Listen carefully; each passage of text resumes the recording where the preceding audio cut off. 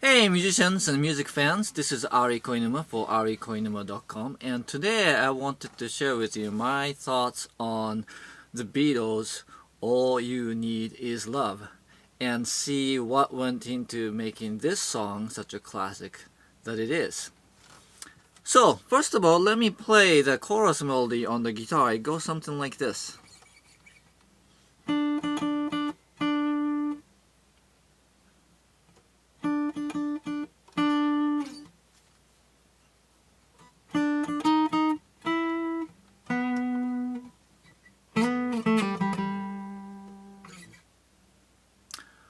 So, if you are to ask yourself, if I play that melody on your guitar and if you find it interesting, my guess is that you will say, no, by itself it's kind of a boring melody.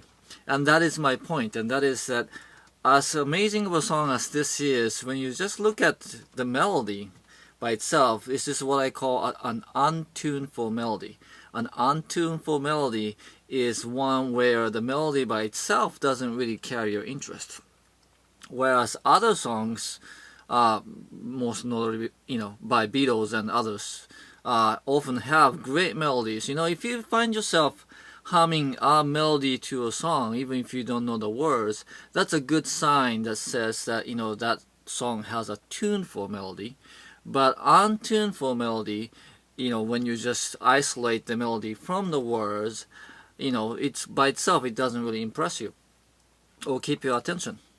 But that makes it sound like an untuneful melody is undesirable and it's bad, but actually it's not. And that is because an untuneful melody, what it does is it makes the listener's attention focus on the words. When he has something big and important, like all you need is love, to say, that that's big and bold and catchy enough statement that the melody doesn't have to captivate you. It's just the melody is a vehicle for delivering that message. So it's really interesting to realize that as big and just amazing as this song is, it doesn't have the most striking melody, but instead it's just there to deliver the star of the show. In this case is John Lennon's words, the idealistic and bold message that he has to convey through this song, and that's really the star of this song. But that being said, that's not to say that the songwriting itself is bad or uninteresting, other than the fact that John had something really big to say. I'll play you a bit of the verse here and see if you find something odd about it. It goes something like this. There's nothing you can do that can't be done. Nothing you can sing that can't be sung. Nothing you can say that you can learn to play the game. It's easy. All you need is love. Alright. So about that verse, again, it's a very untuneful melody. He's just kind of stuffing the words in there. But the interesting thing about it is the rhythm. I don't know if you noticed, but it goes 1, 2, 3, 4, 1, 2, 3, 1, 2, 3, 4, 1, 2, 3. Right? So at the end of each verse, he's actually skipping a beat. Now notice what it will sound like if I actually didn't do that. It goes like this. There's nothing you can do that can be done. Nothing you can sing that can be sung. Nothing you can say.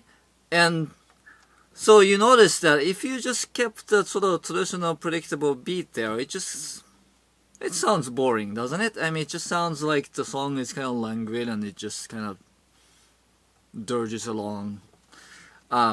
So by skipping a beat at the end of the phrase, he's just cutting out the excess or the bloat in the song and just kind of giving a little more pep. It just kind of moves on, right? There's nothing that interesting there, so just why waste the audience's time?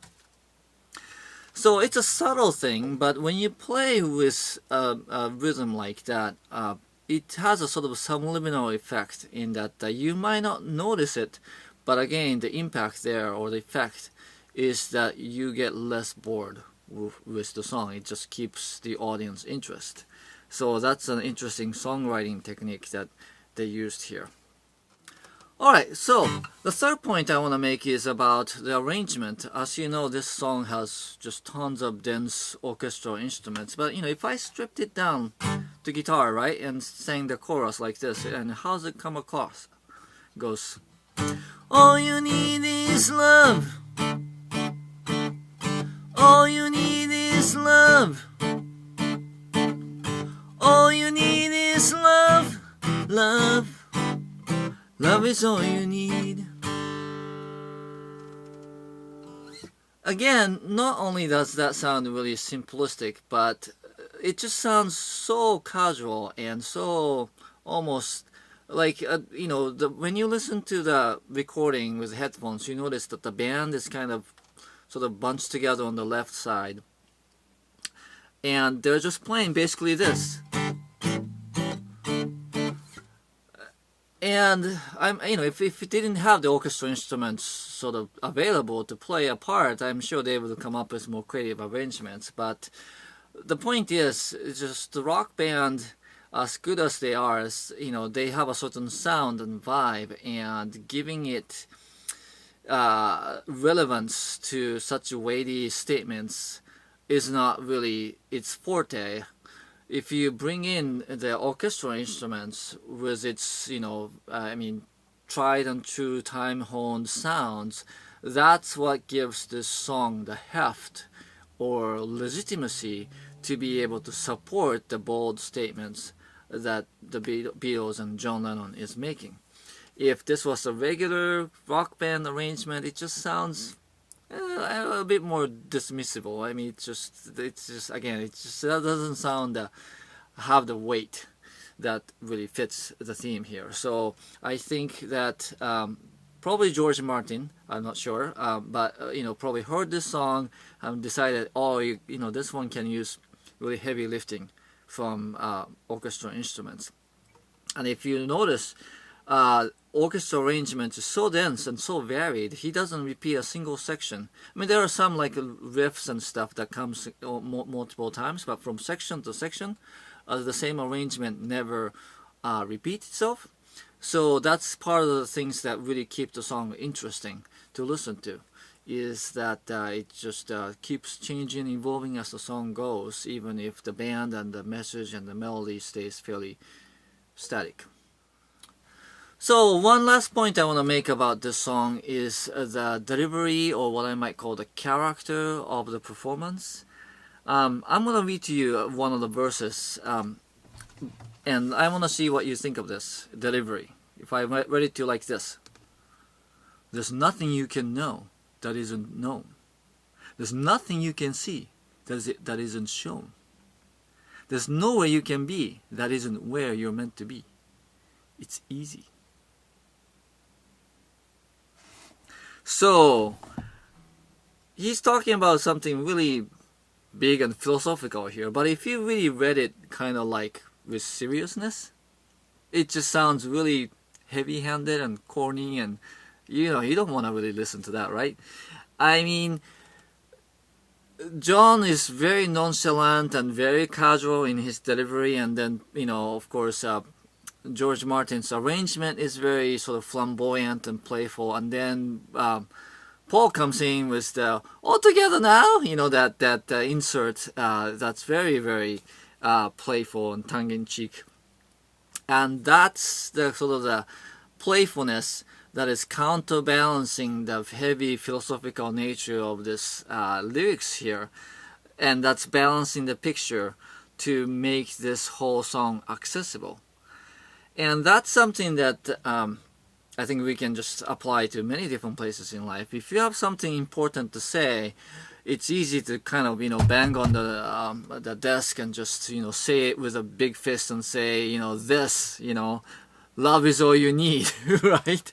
But it doesn't always come across the best, and it's actually more mature and more realistic or practical to actually know that people just can't receive big things with bold and heavy delivery. and realize, you know what, this is very sort of a big stuff that we're tossing around, so let's just play with it, right? And that sort of makes the whole thing more accessible. And when you listen to that and have fun, it's the kind of song that brings you a smile to your face. And as you're smiling, when you think about what it means, you're like, oh wow, that's very profound stuff, right? So again, the point is that don't say something big and bold with the big and bold delivery. Counter it with something more playful, light-hearted, so that the whole thing sort of balances out and makes it really accessible to the listener. Alright, so that's it for today. I hope you learned a thing or two that you didn't know or you didn't think about this song, the Beatles, All You Need Is Love, and that please subscribe to my channel and check out my website, because I have more great stuff like this coming along, and my own original music too. Alright, thank you. I'll see you next time.